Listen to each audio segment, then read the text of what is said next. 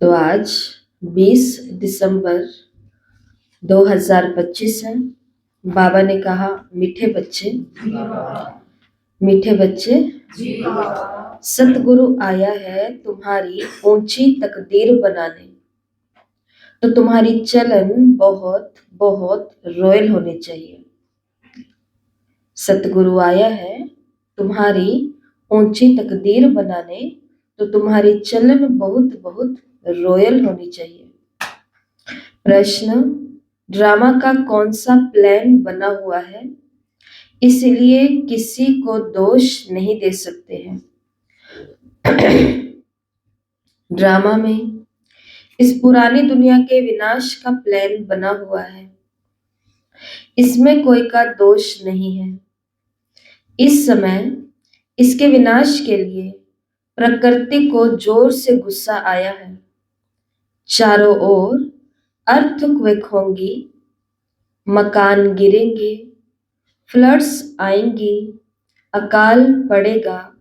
इसलिए बाप कहते हैं, बच्चे अब इस पुरानी दुनिया से तुम अपना बुद्धि योग निकाल दो, सतगुरु की श्रीमत पर चलो।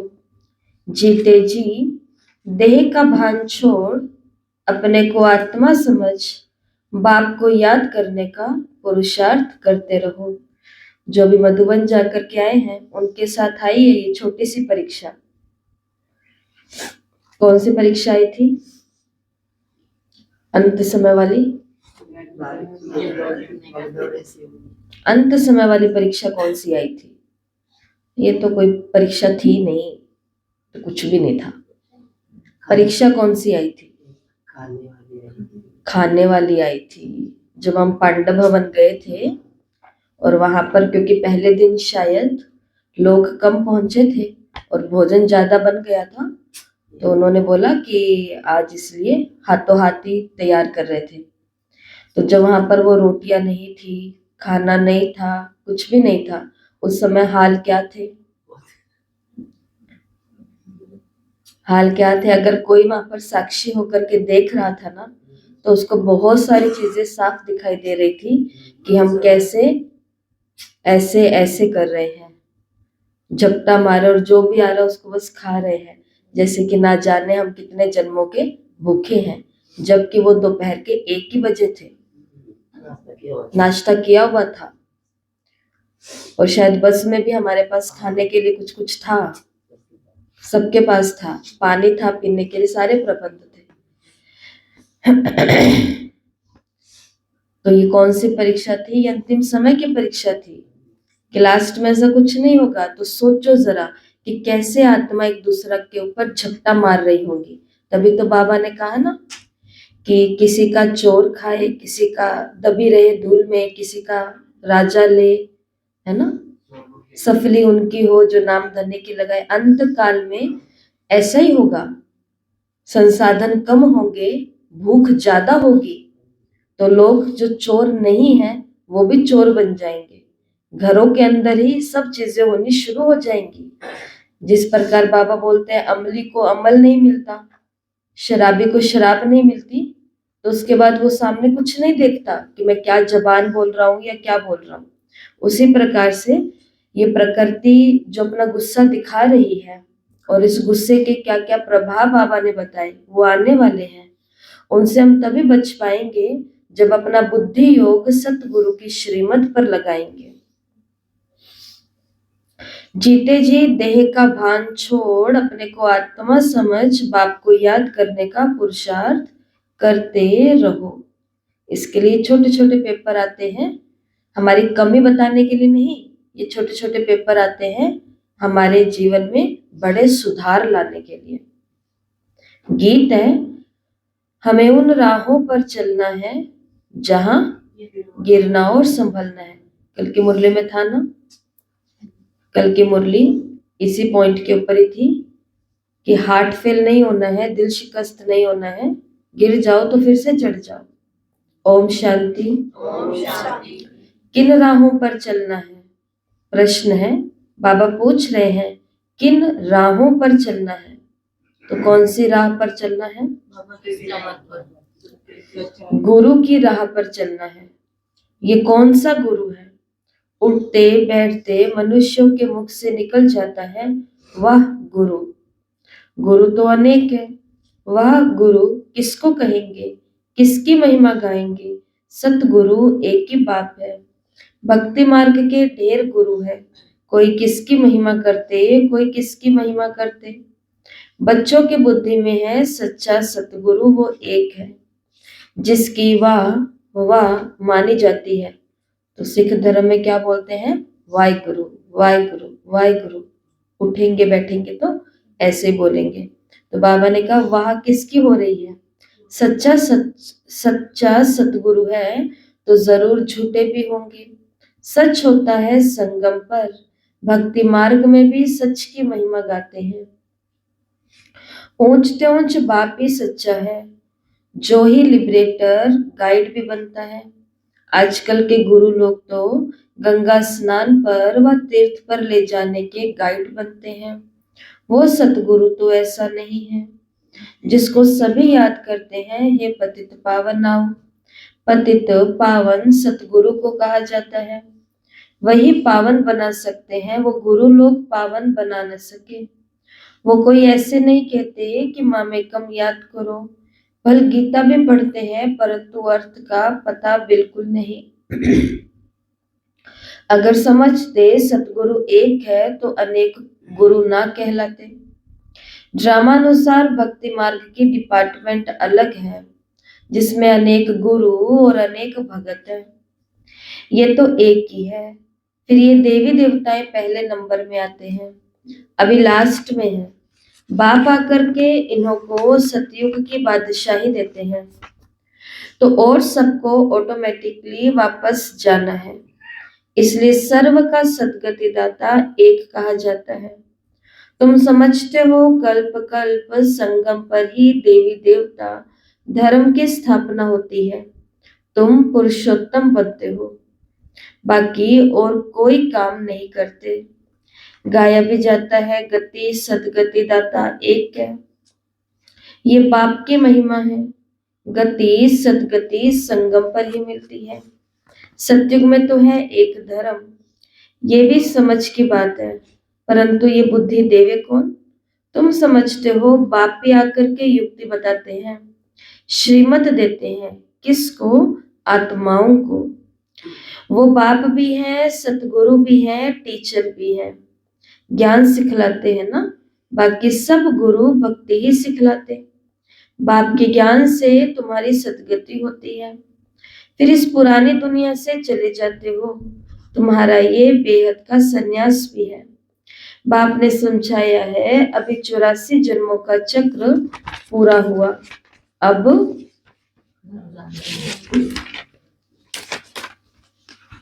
अब ये दुनिया खत्म होनी है।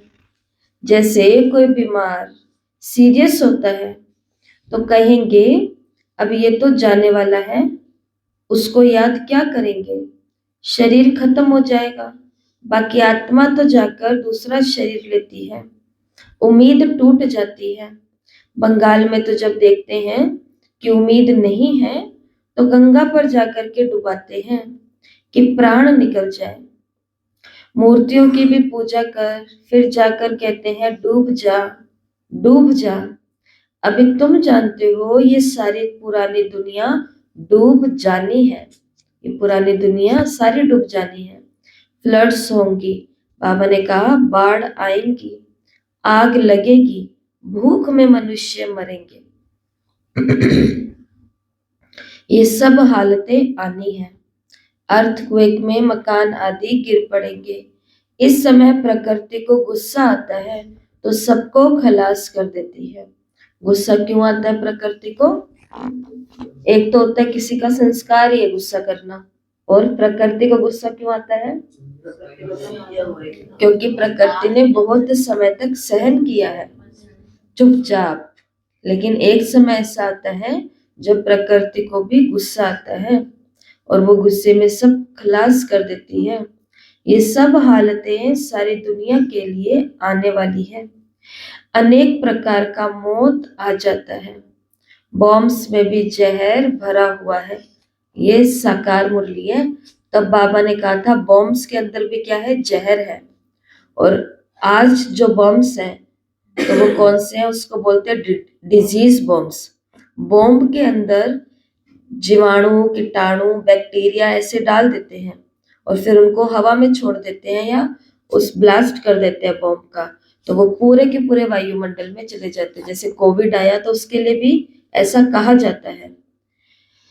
तो बाबा ने कहा बॉम्ब्स में भी जहर भरा हुआ है, थोड़ी बांस आने से बेहोश हो जाते हैं। ये तुम जानते हो कि क्या क्या होने का है। तो मुरली में बाबा क्या कर रहे हैं, भविष्यवाणी, आकाशवाणी कि आगे क्या क्या होने वाला है। ये सब कौन कराते हैं, बाप तो नहीं कराते, ये ड्रामा में नूंद है, कोई पर दोष नहीं देंगे। कहीं पर बाढ़ आई तो इसमें भगवान का कोई भी दोष नहीं है, कहीं पर भूकंप आया तो भगवान का दोष नहीं है। तो भगवान ने कहा कि ये तो सब ड्रामा का प्लान बना हुआ है, ड्रामा का प्लान बना हुआ है। पुरानी दुनिया सो फिर नई जरूर होगी, नेचुरल क्लाइमेटीज आएंगी, विनाश होने का ही है। इस पुरानी दुनिया से बुद्धि का योग हटा देना, इसको बेहद का संन्यास कहा जाता है। अब तुम कहेंगे वाह सतगुरु वाह, जो हमको ये रास्ता बताया, बच्चों को भी समझाते हैं, ऐसे चलन ना चलो जो उनकी निंदा हो। ऐसे चलन नहीं चलने, चलन चलते हैं हम, निंदा होती है भगवान की और भगवान के यज्ञ की। सामने वाला ये थोड़ी ना देखता है कि ये दोनों कौन है, लेकिन ये दोनों कहां पर जाकर के क्या कर रहे हैं, तो संसार तो ये देखता है। इसलिए बाबा ने कहा कि चलन ऐसे ना चलो जिससे उनकी निंदा हो। तुम यहाँ जीते जी मरते हो, देह को छोड़ अपने को आत्मा समझते हो, देह से न्यारी आत्मा बन बाप को याद करना है। ये तो बहुत अच्छा कहते हैं, वाह सतगुरु वाह।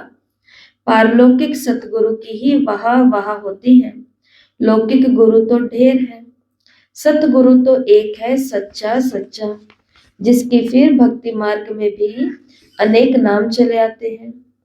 सारी सृष्टि का बाप तो एक ही है, नई सृष्टि की स्थापना कैसे होती है ये भी किसी को पता नहीं।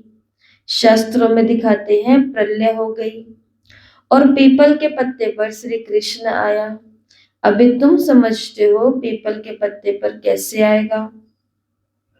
श्री कृष्ण की महिमा करने से कुछ फायदा नहीं होता। तुम्हें अब चढ़ती कला में ले जाने के लिए सतगुरु मिला है। कहते हैं ना, चढ़ती कला तेरे भाने सर्व का भला। तो रूहानी बाप आत्माओं को बैठ पढ़ाते हैं, समझाते हैं। 84 जन्म भी आत्मा ने लिए हैं। हर एक जन्म में नाम रूप दूसरा हो जाता है। ऐसे नहीं कहेंगे फलाने ने 84 जन्म लिए हैं, नहीं, आत्मा ने 84 जन्म लिए हैं। शरीर तो बदलते जाते हैं, तुम्हारी बुद्धि में ये सब बातें हैं, सारी नॉलेज बुद्धि में रखनी है। कोई भी आए तो उनको समझाएं। आदि में था ही देवी देवताओं का राज्य, फिर मध्य में रावण राज्य हुआ, सीढ़ी उतरते रहे। सतयुग में कहेंगे सतो प्रधान, फिर सतो रजो तमो में उतरते हैं। चक्कर फिरता रहता है। कोई कोई कहते हैं बाबा को क्या पड़ी थी, कल की मुरली में भी आई थी ये बात, आज भी आई है, क्योंकि बाबा ने किसी को सुन लिया ये बोलते हुए, ऐसे कुछ हुआ होगा। बाबा ने किसी बच्चे को यज्ञ में, या तो किसी ने किसी की बात बताई है बाबा को, या बाबा को किसी ने ये बात कही है, या ब्रह्मा बाबा ने आते जाते ये बात थोड़ी सी कानों में सुन ली है। तो बाबा ने कल भी यही बोला, आज भी बोला। हमारे लिए 2 दिन की मुरलियां हैं, लेकिन बाबा के लिए वो 1 ही दिन की मुरली है। कोई कोई कहते हैं कि बाबा को क्या पड़ी थी। यहाँ पे देखो, ये मैं क्यों कह रही हूँ कि शायद ऐसा होगा कि बाबा ने सुन लिया, या बाबा तक बात आई है, या बाबा को कहा है, क्योंकि यहाँ पे भगवान नहीं लिखा हुआ कि भी मनुष्य कहे कि भाई भगवान को क्या पड़ी थी जो 84 का चक्कर बनाया। यहाँ पर बाबा के बच्चे ही कह रहे हैं कि बाबा को क्या पड़ी थी जो 84 के चक्कर में हमको लाया। बाबा ने कहा, लेकिन ये तो सृष्टि का चक्र अनादि बना हुआ है, इनके आदि मध्य अंत को जानना है। मनुष्य होकर अगर नहीं जानते तो वो नास्तिक है। जानने से तुमको कितना ऊंच पद मिलता है, ये पढ़ाई कितनी ऊंच है। बड़ा इम्तिहान पास करने वाले ही दिल में खुश होते हैं ना। हम बड़े ते बड़ा पद पाएंगे।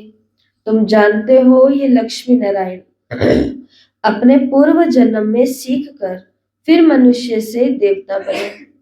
इस पढ़ाई से ये राजाई स्थापन हो रही है। पढ़ाई से कितना ऊंच पद मिलता है, वंडर है ना। इतने बड़े बड़े जो मंदिर बनते हैं अथवा जो बड़े बड़े विद्वान आदि हैं, उनसे पूछो सत्युग आदि में इन्होंने जन्म कैसे लिया तो बता नहीं सकेंगे।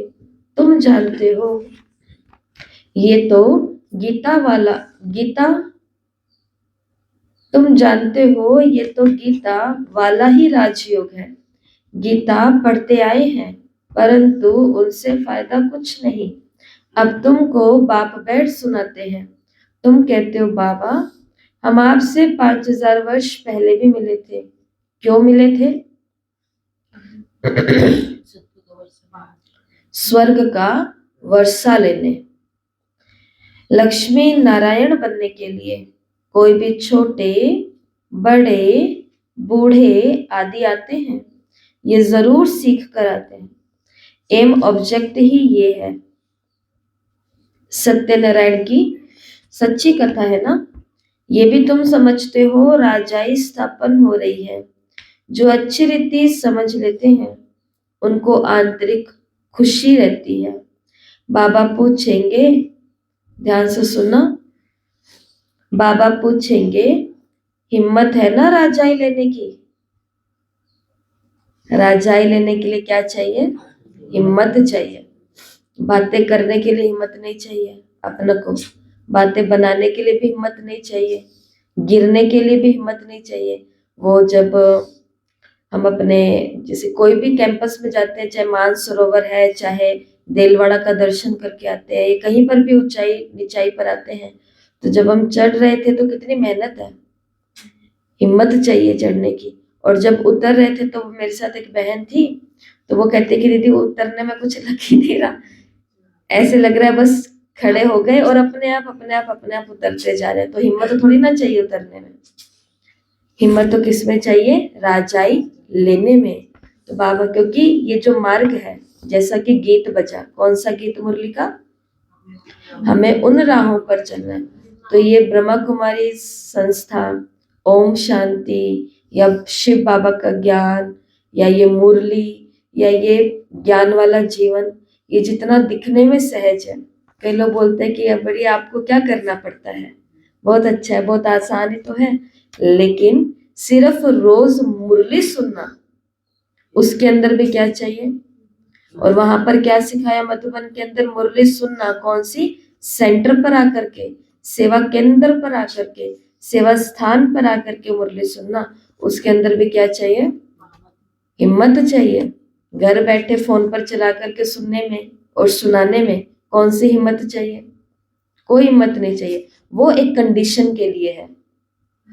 कौन सी परिस्थिति के लिए? जब आपके नजदीक कोई सेवा केंद्र ही नहीं है, जब आपके पास कोई दूसरा साधन ही नहीं है वहां तक पहुंचने का, उस परिस्थिति में ये सारी चीजें बनी हुई हैं। बाकी मुरली तक की पढ़ाई करने के लिए, रोज उस स्थान पर जाकर बैठने के लिए भी हिम्मत चाहिए। तो सोचो, इस जीवन में चलने के लिए और सत्युग का राजाई पद प्राप्त करने के लिए कितनी हिम्मत चाहिए होगी। बीच में कितनी रुकावटें आती है, कितनी बातें आती है, कितनी परिस्थिति आती है। हमारी तो बातें कितनी छोटी लगती है जब हम बड़ी बातों को देखते हैं। एक दीदी वहां पर मिले हमारे, तो उनके जीवन में, मैं उनसे बहुत समय बाद मिली और उनके जीवन में क्या परिस्थिति आई। उनके पिताजी ने भी शरीर छोड़ दिया पहले, फिर उनकी माताजी ने भी शरीर छोड़ दिया, भाभी ने भी शरीर छोड़ दिया, छोटे छोटे। और अब सिर्फ एक छोटा सा बच्चा और एक वो भाई रहा है।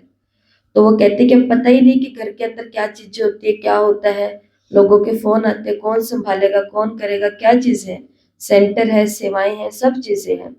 उधर की तरफ कोई मोह नहीं है, लेकिन सारे रिश्तेदारों के फोन आ रहे हैं क्योंकि घर खुला पड़ा हुआ है। भाभी मम्मी क्या छोड़ के गई है कुछ नहीं पता। तो अब जब उनको सुना और उनकी हिम्मत को देखा तो ऐसा लगा, हम दो बहनें और थी, तो उनको सुनने के बाद में हम आपस में बात कर रहे थे कि हमारी वाली जो बातें हैं वो कितनी बातें हैं, कीड़ी समान भी बातें नहीं है, क्योंकि वो सिर्फ बातें हैं। इधर से किसी ने बोल दिया, इधर से सुन लिया, मूड ऑफ हो गया, नहीं जाएंगे।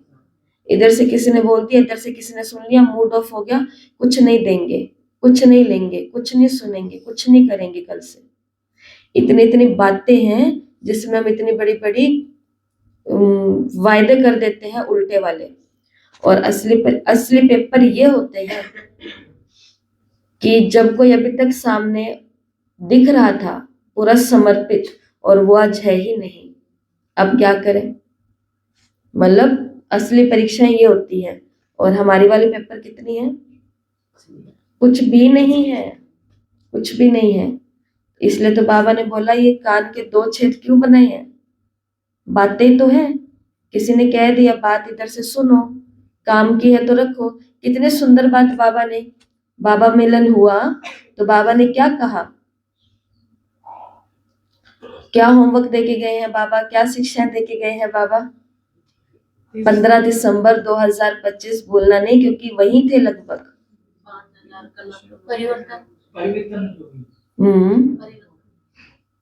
और बाबा ने कहा जो ठीक ना लगे उसको छोड़ो, और जो ठीक लगे उसको लो। उसको बाबा ने क्या किया, प्रैक्टिकल करो, ये शब्द थे बाबा ने।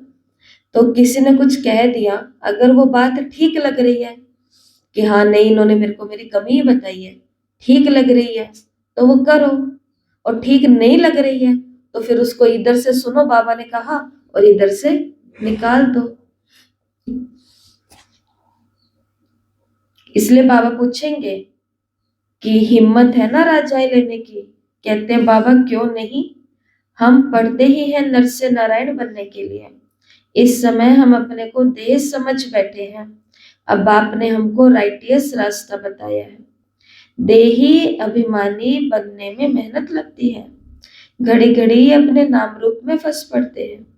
बाप कहते हैं इस नाम रूप से न्यारा होना है। अब आत्मा भी तो नाम है ना। बाप है सुप्रीम परम पिता, लौकिक बाप को परम पिता नहीं कहेंगे। परम अक्षर एक ही बाप को दिया है, वह गुरु भी इनको कहते हैं। तुम सिख लोगों को भी समझा सकते हो, ग्रंथ साहिब में तो पूरा वर्णन है, और कोई शास्त्र में इतना वर्णन नहीं है जितना ग्रंथ में जप साहिब सुखमणि में है। ये बड़े अक्षर ही दो हैं। बाप कहते हैं साहिब को याद करो तो तुमको 21 जन्मों के लिए सुख मिलेगा। सुखमणि, सुखमणि साहिब, जप साहिब। तो बाबा ने कहा जप किसको, उस साहिब को, तो सुखमणि, इस मणि को क्या मिलेगा, सुख मिलेगा। इसमें मूंझने की कोई बात नहीं है। बाप बहुत सहज करके समझाते हैं। कितने हिंदू ट्रांसफर हो जाकर सिख बनते हैं। तुम मनुष्यों को रास्ता बताने के लिए कितने चित्र आदि बनाते हो, कितना सहज समझा सकते हो। तुम आत्मा हो, फिर भिन्न भिन्न धर्मों में आए हो। ये वैरायटी धर्मों का झाड़ है, और कोई को ये पता नहीं कि क्राइस्ट कैसे आता है। बाप ने समझाया है नई आत्मा को कर्म भोग नहीं हो सकता। क्राइस्ट की आत्मा ने कोई विकर्म थोड़े की जो सजा मिले, वो तो सत्व प्रधान आत्मा आती है, लेकिन जिसमें प्रवेश करती है क्रॉस पर उसको चढ़ाते हैं, क्राइस्ट को नहीं। वो तो जाकर दूसरा जन्म ले बड़ा पद पाती है। पोप के भी चित्र है। इस समय ये सारी दुनिया बिल्कुल ही वर्थ नॉट ए पेनी है। तुम भी थे, अभी तुम वर्थ पाउंड बन रहे हो। ऐसे नहीं कि उन्हों के वारिस पिछाड़ी में खाएंगे। बाबा ने कहा कुछ भी नहीं, तुम अपने हाथ भरपूर करके जाते हो, बाकी सब खाली हाथ जाएंगे। इसलिए क्या करना है हमें?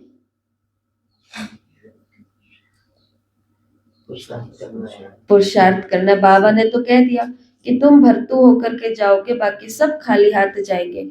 यहाँ पर हमें रुक नहीं जाना है। ये बाबा उन बच्चों के लिए कह रहे हैं जो बाबा के आगे उस समय बैठे थे, जैसे दादी जानकी बैठे होंगे, दादी गुलजार बैठे होंगे, दीदी बैठे होंगे, दादी प्रकाशमणि बैठे हुए होंगे, जगदीश भाई जी बैठे हुए होंगे। ऐसे बड़ी बड़ी महान विभूतियां, भोली दादी बैठी होगी, लच्छू दादी बैठी होगी, यशु दादी बैठी होंगी, रत्न मोहिनी दादी बैठी होंगी, और भी विश्व किशोर भाऊ बैठे होंगे। हो सकता है रमेश भाई जी भी बैठे हुए हों, कुछ भी हो सकता है। इतनी महान आत्माएं बाबा के आगे बैठी हुई हैं, उनको बाबा ने कहा है कि तुम क्या करोगे? हाथ भरपूर करके जाओगे, क्योंकि वो बहुत कुछ कुर्बानियां दे चुके हैं, दे रहे थे उस समय। लेकिन ये बात अभी हमारे लिए खास नहीं है, क्योंकि अभी हमें तो हाथ भरने वाला पुरुषार्थ करना है। देखो अपने हाथ, अपने दोनों हाथ देखो, आपको क्या दिख रहा है? अपने दोनों हाथ भरे हुए दिख रहे हैं? ध्यान से देखना, एकदम आत्मा के सूक्ष्म गहराई में जाके देखना। मेरे हाथ अर्थात मेरी ये बुद्धि, मेरे मन, मेरे संस्कार, कमाई, बैंक बैलेंस, कार्मिक अकाउंट,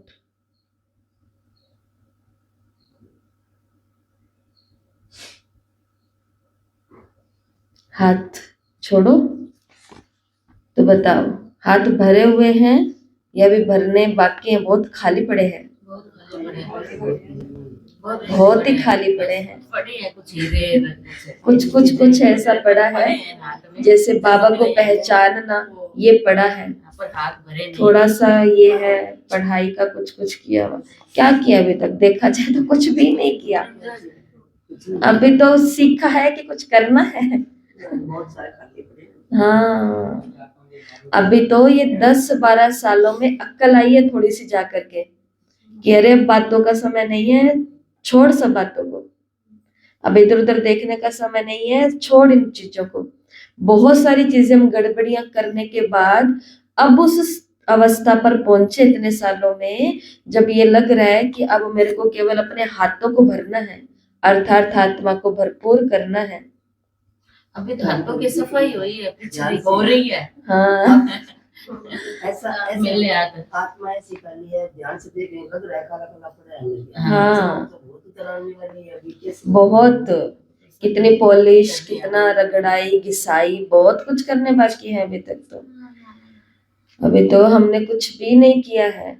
1 सेकंड नहीं लगती है बोलने में कि बाबा तू तो कुछ सुन ही नहीं रहा, इसका मतलब अभी आत्मा भरपूर नहीं। वो ऐसा बोल ही नहीं सकती, सोच भी नहीं सकती।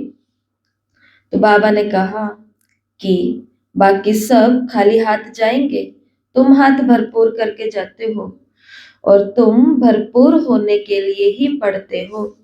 ये भी जानते हो जो कल्प पहले आए हैं वही आएंगे, थोड़ा भी सुनेंगे तो आ जाएंगे, सब इकट्ठे तो देख भी ना सकेंगे।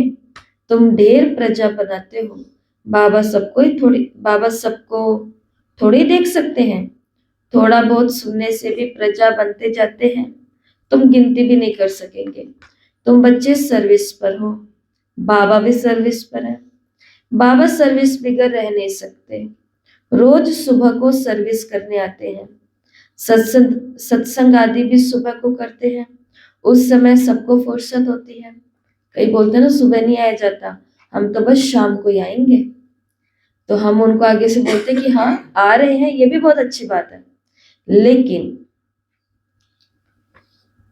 भक्ति, सत्संग, पूजा पाठ, नित्य नेम नियम, धर्म ध्यान, इसका सबसे अच्छा समय कौन सा है? सुबह का ही समय सबसे अच्छा है। इसलिए बाबा ने कहा, बाबा तो सेवा भी सुबह करते हैं, सत्संग आदि भी रोज सुबह करते हैं, उस समय सबको फुर्सत होती है। बाबा तो कहते हैं तुम बच्चों को घर से बहुत सवेरे भी नहीं आना है, 4 बजे सेंटर पर बहुत सवेरे भी नहीं आना है और रात को भी नहीं आना है। बहुत दूर दूर सेंटर होते हैं ना, क्योंकि दिन प्रतिदिन दुनिया बहुत खराब होती जाती है, इसलिए गली गली में सेंटर ऐसा नजदीक होना चाहिए जो घर से निकले जमुना बहन और कहाँ पहुंच गए। क्यों कमलेश्वर, इधर से निकले, इधर घूमे और पहुंच गए। लक्ष्मी बहन, हरी माता जी, विमला माता जी, ऐसा ही है। कुसुम बहन, ममता बहन, अंजलि बहन, नजदीक ही है। राजकुमार भाई और अंजू बहन। शिल्लू दीदी कह रही थी क्लास में, अगली क्लास में, कि मतलब सेंटर दूर है, आसपास गीता पाठशाला वो भी बाबा की खोली हुई है, क्योंकि वो दूर जा नहीं सकते, सारे स्थान बाबा के खोले हुए हैं। हाँ, अगर कोई इंसान के खोले हुए होते ही गीता पाठशाला वगैरह भी, इंसान की खोली हुई चीज इतना लंबा समय नहीं चल सकती है। वो घमंड बीच में आ जाता है ना, वो वहीं पर ही कार्यक्रम ठप हो जाता है। भगवान की योजना से ही सारे काम होते हैं। तो लेकिन कहने का भाव यह है, जहां मुझे सारी की सारी पालना, प्रबंध, सब चीजें मिल रही हैं। बाबा ने कहा इसलिए सेंटर कैसे होने चाहिए, इसलिए एक सेंटर, कई लोग बोलते हैं, थोड़े दिन पहले भी किसी ने बोला था कि दीदी हमारे घर आप खोल दो क्लास, तो हमने उनको बोला कि थोड़ी किलोमीटर की दूरी होती तो खुल जाता, तो ये फिर नियम के अंदर आ जाता है। बाबा ने कहा गली गली में क्या होने चाहिए, सेंटर होने चाहिए। जो बहुत ही ज्यादा केवल भावना वाले होते हैं, जो अपनी बुद्धि का और विवेक का यूज नहीं करते हैं, वो इन बातों को पकड़ लेते हैं कि बाबा ने तो कहा गली गली में सेंटर खोलने हैं, तो हर गली के अंदर मैं बैठी हूँ, एक में मेरी ये फ्रेंड बैठी है, एक में मेरी ये रिश्तेदार बैठी है, ये लो जी हमने खोल लिया। और खोलने के बाद में जो खुलवाने के निमित्त बने उनको ही परेशान करके छोड़ दिया। ऐसा खोलने के लिए भगवान ने कभी भी नहीं कहा। भगवान ने, जैसे कल हम उदाहरण बता रहे थे कि वो दीदी कितने निर्माण थे कि जिन्होंने कहा कि ये करो ये करो ये करो, लेकिन उसके आगे एक और करेक्शन मैं करना चाहूंगी। निर्माणता का मतलब हमेशा ये नहीं होता कि बस सामने वाले पर एकदम ऐसे फिदा हो जाना।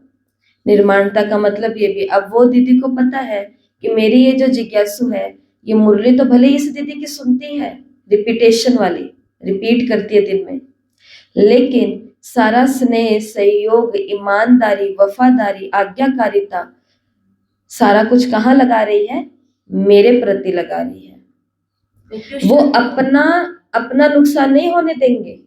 निर्माणता का मतलब ये नहीं है कि ये मैं निर्माण हो गई बहुत ज्यादा और ये लो आप सभी को उठा करके जिस तरफ आपको भागना उधर भाग जाओ, क्योंकि मैं तो निर्माण हूं। ऐसी निर्माणता भगवान ने कभी भी नहीं सिखाई है। हाँ, फिर जिसको छूटना है वो छूटे, जिसको जाना है वो जाए। बाबा ने तो यहां तक भी कह दिया, गेट आउट कर दो, निकाल दो, ऐसे कड़े शब्द भी भगवान ने यूज किए हैं। लेकिन निर्माणता का या इन चीजों का मतलब ये कतई नहीं होता, गली गली में सेंटर खोलने का मतलब ये कतई नहीं होता कि आप अपने बड़ों को तंग करो, परेशान करो। स्कूल में बच्चा शाम को ट्यूशन पढ़ने जाता है, तो स्कूल के जो टीचर होते हैं उनको फायदा होता है कि बच्चा और होशियार होएगा तो और अपना नाम रोशन करेगा, वो यूं थोड़ी उनके ही होके रह जाए। ऐसा है। इसलिए बाबा ने कहा कि बहुत अंधेरे में सुबह भी नहीं आना है और रात को भी नहीं आना है। और उसी समय बाबा ने मुरली में बोला कि इसलिए बाबा ने कहा क्या प्लान बनाओ कि गली गली में सेंटर खुलवाओ। तब तक नहीं थे, उस दिन बस में बता रहे थे ना, जो माताएं सेंटर पर नहीं आती तो उनको क्या उदाहरण दे करके बता रहे थे कि देखो जो पुराने थे वो साइकिल पर एक शहर से दूसरे शहर के अंदर जाते थे। तब बाबा ने उस समय के लिए कहा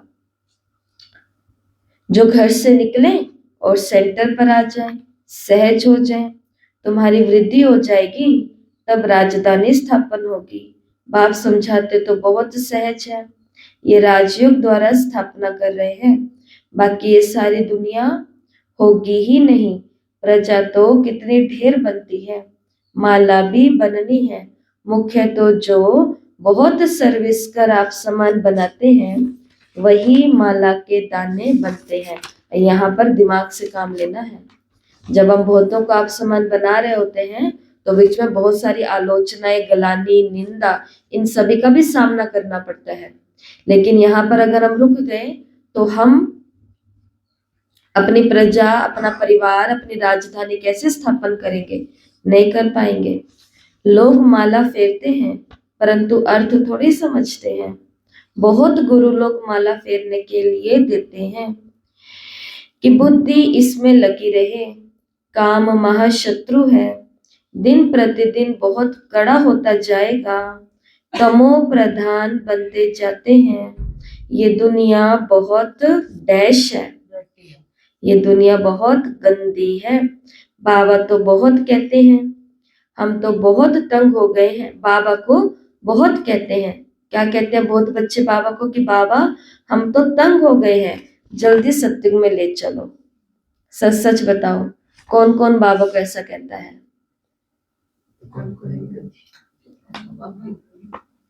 नहीं कहते? जब गुस्सा आता है, जब दुखी होते हैं, जब परेशान हो जाते हैं घर वालों से, तब नहीं कहते बाबा को कि बाबा कब लाएगा तू सत्युग, जल्दी कर विनाश। बताइए वो क्या अंदर से तो कहते कि नहीं कहते? कौन है जो कहता है मैं नहीं कहता? अभी तक तो सारे कह रहे थे नहीं कहते, अब सारे ऐसे ऐसे ऐसे ऐसे कर रहे हैं। कहते हैं विनाश नहीं पूछा है, बाबा ने कहा सत्युग में ले चलो। कि बाबा हम तंग हो गए यहाँ से, ये मेरी ना सुनते हैं, ना मानते हैं, ना ज्ञान में आते हैं, ना कुछ देते हैं, ना कुछ करते हैं। ऐसी परिस्थितियां आती है। हाँ, तो बस यही है। तो बाबा को बहुत बच्चे, और ये कब की मुरली है? साकार मुरली है उस समय की। बहुत बच्चे बाबा को कहते हैं कि बाबा हम बहुत तंग हो गए हैं, जल्दी सत्युग में ले चलो। और इन बच्चों में केवल घर में रहने वाले बच्चे नहीं हैं, सेवा में रहने वाले बच्चे भी हैं, क्योंकि वो तो लोगों का भला करने का काम कर रहे हैं ना। गृहस्थ में रहने वाले तो 1 घंटा सेंटर पर जाते हैं, वो क्या ही ज्यादा भला कर लेंगे। उनको तो अपना घर पहले स्वर्ग बनाना है, उनका तो सबसे बड़ा भलाई का काम यही होगा। चैरिटी, दान पुण्य कहाँ करना है? अपने परिवार से स्टार्ट करना है, ठीक है जी। लेकिन जो बच्चे ने केवल जीवन ही अपना समाज कल्याण के लिए, लोक कल्याण के लिए, विश्व कल्याण के लिए दिया है, वो भी जब बहुतों से तंग हो जाते हैं तो तंग होकर के भगवान को क्या बोलते हैं कि बाबा ले चलो सत्युग में। बाप कहते हैं धीरज धरो, स्थापना भी होनी है। ये खात्री है, ये खात्री ही तुमको ले जाएगी। बच्चों को ये भी बताया है तुम आत्माएं परम धाम से आई हो, फिर वहां जाना है, फिर आएंगे पाठ बजाने, तो परम धाम को याद करना पड़े। बाप भी कहते हैं मामेकम याद करो तो विकर्म विनाश होंगे। बहुत बातों से तंग होना, इन तंग होने वाली बातों को बाबा ने क्या बोला? ये तुम्हारी खातरी है, क्योंकि ये खातरी ही तुमको लेकर के जाएगी आगे, प्योर बना देगी ना। बाप कहते हैं मामेकम याद करो तो विकर्म विनाश होंगे। यही पैगाम सभी को देना है, और कोई पैगंबर, मैसेंजर आदि है नहीं। वे तो मुक्ति धाम से नीचे ले आते हैं, फिर उनको सीढ़ी नीचे उतरना है। जब पूरे तमो प्रधान बन जाते हैं तब फिर बाप आकर सतो प्रधान बनाते हैं। तुम्हारे कारण सबको वापस जाना पड़ता है, क्योंकि तुमको नई दुनिया चाहिए ना। ये भी ड्रामा बना हुआ है। बहुतों को, बहुत बच्चों को बहुत नशा रहना चाहिए। तो नशा किस बात का? बाप के मिलने का। अच्छा, और नशा किस बात का? सत्युग में उच्च पद पाने का। अच्छा, और भरपूर होकर जाने का, भगवान का परिचय सबको देने का नशा। तो बाबा ने कहा अभी तुमको क्या होना चाहिए, बहुत नशा होना चाहिए। किस बात का नशा? इससे पहले की लाइन कि तुम्हारे कारण मुझे सभी को घर लेकर के जाना पड़ता है, क्योंकि हमारी इच्छा है नई दुनिया में जाने की। तो भगवान हमें नई दुनिया में बिठाएगा और हमारे कारण सभी को भी ऊपर ले जाएगा। जिन्होंने यहाँ पर कितने प्लाट खरीदे हुए हैं उनकी वो इच्छा खाली रह जाएगी। कितने सात सात क्या बोलते हैं, पुश्तैनी, 7 पीढ़ियों के लिए जिन्होंने इकट्ठा किया है। बोलते हैं लोग अहंकार में होते हैं ना, तो वैसे बोलते हैं कि हमें अभी इसकी क्या जरूरत है, हमारे पास इतना है कि 7 पीढ़ियां बैठ करके हमारी खा सकती हैं। तो उनके ये सारे अरमान खलास हो जाएंगे। किसके कारण? बाबा ने कहा तुम बच्चों के कारण, क्योंकि स्वर्ग में मैं तुम्हें भेजूंगा। कईयों के भी अरमान है कि मुझे ये करना है, वो करना है, चांद पर, सूरज पर, मंगल पर। बाबा ने कहा तो हमें क्या होना चाहिए, इस बात का बहुत नशा होना चाहिए कि भगवान हमें कौन सी दुनिया में ले जाने के लिए आया है, सतयुग की नई दुनिया में। अच्छा, मीठे मीठे सिकिलत है बच्चों प्रति, माता पिता बाप दादा का याद प्यार और गुड मॉर्निंग। रूहानी बाप की रूहानी बच्चों को नमस्ते। हम रूहानी बच्चों की रूहानी माता पिता बाप दादा को याद प्यार नमस्ते, गुड मॉर्निंग, ओम शांति। धारणा के लिए मुख्य सार पहला, इस देह के नाम रूप से न्यारा होकर देही अभिमानी बनना है।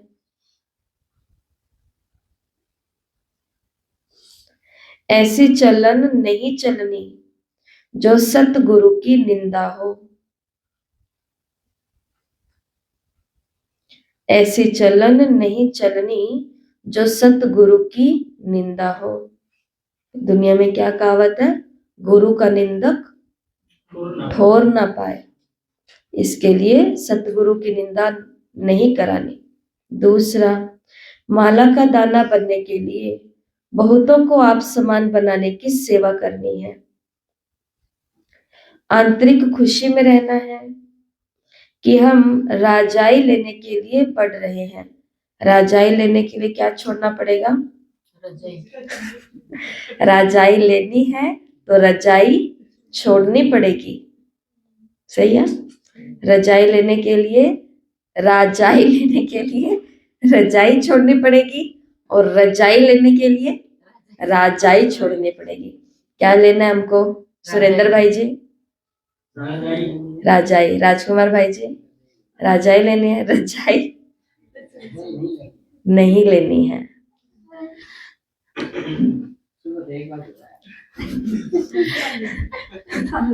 जैसे एक माता ने बोला था, कहते कि दीदी ये बाबा ने अमृत वेला सुबह 4 बजे क्यों बनाया? 5 बजे भी बना देते तो सही रहता। लेकिन अगर 5 बजे अमृत वेला होता तो हम महान आत्माएं हैं, हम फिर भी भगवान को कहते कि भगवान 6 बजे अमृत वेला करता, 5 बजे अमृत वेला क्यों किया? क्योंकि ये मन का स्वभाव है। ये मन का स्वभाव है। जहां पर उसको थोड़ी सी मेहनत दिखती है वहां पर उसके बहाने स्टार्ट हो जाते हैं। मधुबन में बताया था ना, मुरली क्लास में ना आने के 5000 बहाने निकाले हुए। ना आने के, और आने का सिर्फ एक ही कारण है। एक ही कारण है आने का, और ना आने के इतने सारे बहाने हैं। तो एक ही कारण क्या है? उसका प्यार। उसका केवल प्यार ही है जो मुझे रोज यहाँ बिठाएगा। जो आज की मुरली के तीसरे पन्ने में बाबा ने कह दिया कि मैं सुबह रोज सर्विस के लिए आता हूँ, तो उसके प्यार वाली आत्माओं को क्या रोज सुबह उसकी सर्विस लेने के लिए नहीं आना? भाई भगवान हमारी आव भगत कर रहा है तो आओ बैठो, अपनी आव भगत कराओ। वो कराने में भी क्या चाहिए? हिम्मत चाहिए, तकदीर चाहिए, नसीब चाहिए, भाग्य चाहिए, किस्मत चाहिए। इसलिए बाबा ने कहा कि आंतरिक खुशी में रहना है कि हम राजाई लेने के लिए पढ़ रहे हैं। ये पढ़ाई है ही नर से नारायण बनने की। वरदान, निरंतर याद द्वारा अविनाशी कमाई जमा करने वाले सर्व खजानों के अधिकारी भव। निरंतर याद द्वारा अविनाशी कमाई जमा करने वाले सर्व खजानों के अधिकारी भव।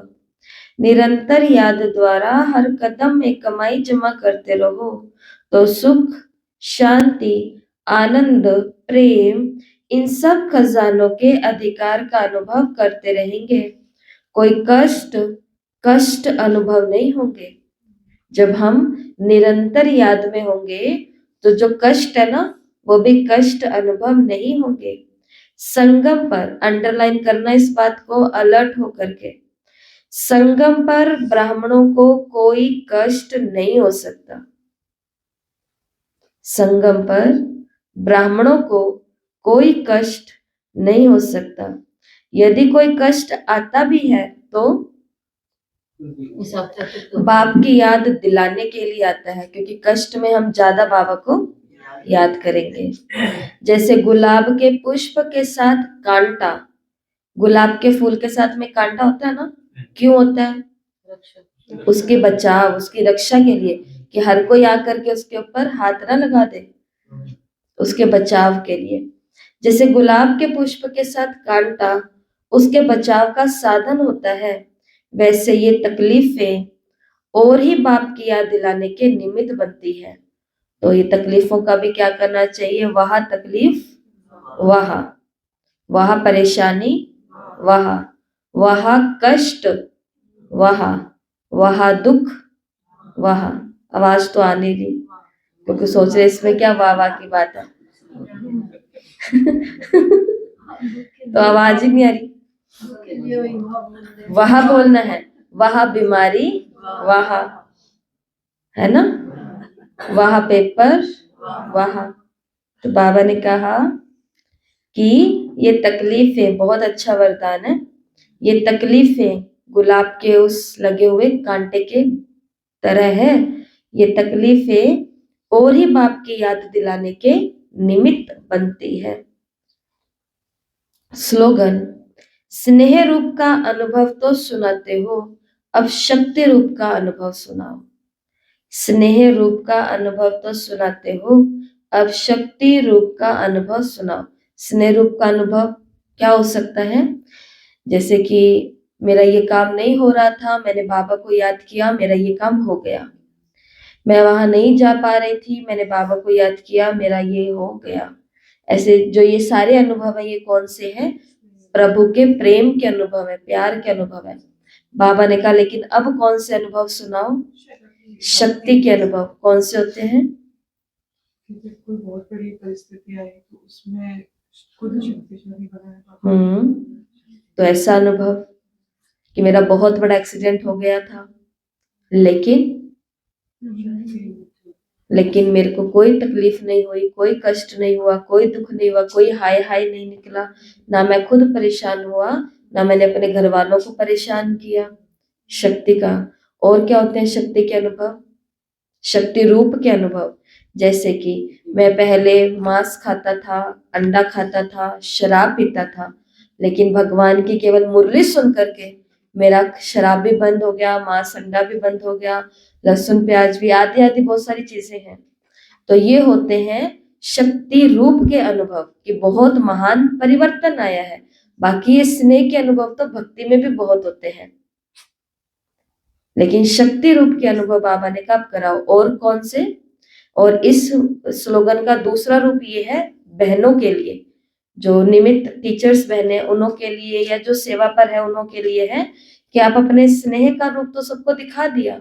हाँ जी आइए, बैठिए, सुनिए, ये हमारा कोर्स है, ये मुरली है, ये तो प्यार से कराया, लेकिन अब सामने वाले को अपना शक्ति स्वरूप भी दिखाओ कि हम मीठे तो हैं, लेकिन हम ऐसे नहीं हैं कि आप हमारा कुछ फायदा उठा सको, हमें हमें अपने मार्ग से भटका सको। जैसे उस दिन आपको बताया ना कि टीचर्स के सामने पूरा दिन में प्रकार प्रकार की आत्माएं आती है। कुछ आत्माएं आती है केवल भावना से, कुछ आत्माएं आती हैं केवल इसलिए कि हम बैठ गए हैं, अब आप बैठ करके हमें बस सुनते रहो। कुछ आती हैं राय देने के लिए, आप में ये कमी है, आपको ये सुधार करना है। अब आप में ये कमी है, आपको ये सुधार करना है। आप ये बिल्कुल सही नहीं कर रहे हो, आपको ये सुधार करना है। थोड़े दिन पहले एक माता ने हमको बोला कि दीदी आप तो खुद सबको राय देते हो। क्या शब्द था उनका? हाँ दीदी आप तो खुद सबको युक्तियां, आप तो सबको कहते हो युक्ति से काम किया करो, तो दीदी आप खुद भी तो थोड़ा युक्ति से सोचा करो ना। इसी क्लास में बैठ के, यहीं पर ही सुन करके, इसी घर की सेवा के लिए उन्होंने ये बात हमको बोली। तो मैं मुस्कुराते हुए मैंने कहा हाँ जी ठीक है। तो जब हम बहुत ही ज्यादा स्नेहिल रूप में होते हैं तो तब तक थोड़ा सा काम अच्छा चलता नहीं है, लेकिन जैसे शक्ति स्वरूप दिखाई देता है इतने में, फिर उनको खुद ही रियलाइज हो गया। जब उस बात को हमने वहां पर ही कुछ रूप ऐसा कर लिया तो उनको लगा ये तो मैंने कुछ अच्छी बात नहीं बोली है। तो हाँ, हम स्टूडेंट हैं, हम एक ही पढ़ाई पढ़ रहे हैं, हम भगवान के एक ही जैसे बच्चे हैं, हमारा दोनों का एक ही लक्ष्य है, लेकिन फिर भी थोड़ा सा रिगार्ड, थोड़ी सी बोलने की मर्यादा, थोड़ी सी इज्जत, शब्दों की संभाल भी तो रखनी पड़ेगी ना, रखनी चाहिए, सबको रखनी चाहिए। इसलिए बाबा ने कहा अभी तक स्नेह रूप का तो अनुभव सुनाया, अब शक्ति रूप का अनुभव सुनाओ। तो इस वरदान के हम, इस स्लोगन के हम कितने भी रूप निकाल सकते हैं चिंतन करके। अव्यक्त इशारे हैं। अब संपन्न व कर्मातीत बनने की धुन लगाओ। जैसे साकार में देखा, लास्ट कर्मातीत स्टेज का पार्ट सिर्फ ब्लेसिंग देने का रहा। बैलेंस की भी विशेषता और ब्लेसिंग की भी कमाल रही। ब्रह्मा बाबा का बता रहे हैं, ऐसे फॉलो फादर सहज और शक्तिशाली सेवा यही है। अब सिर्फ आत्माओं का पाठ है, अब विशेष आत्माओं का सिर्फ पाठ है ब्लेसिंग देने का। ब्लेसिंग, दुआएं दो, चाहे नैनों से, चाहे मस्तक मणि से, सिर्फ क्या दो सभी को? ब्लेसिंग दो, ब्लेसिंग। तो ये है आज की मुरली, और आज की मुरली से आज का जो क्या बोलेंगे स्वमान, जो कम से कम 21 बारी लिखना है वो रहेगा। मैं अविनाशी कमाई जमा करने वाली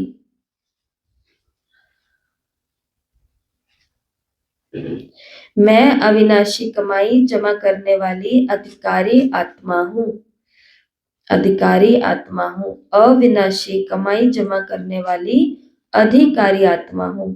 तो इससे याद कर लेना बाबा का ये महावाक्य, जिसमें बाबा ने कहा कि संगम पर ब्राह्मणों को कोई कष्ट नहीं हो सकता, और अगर तकलीफें आ भी रही हैं तो वो बाबा की याद दिलाने के लिए आ रही है। तो मैं अविनाशी कमाई जमा करने वाली अधिकारी आत्मा हूँ। ओम शांति।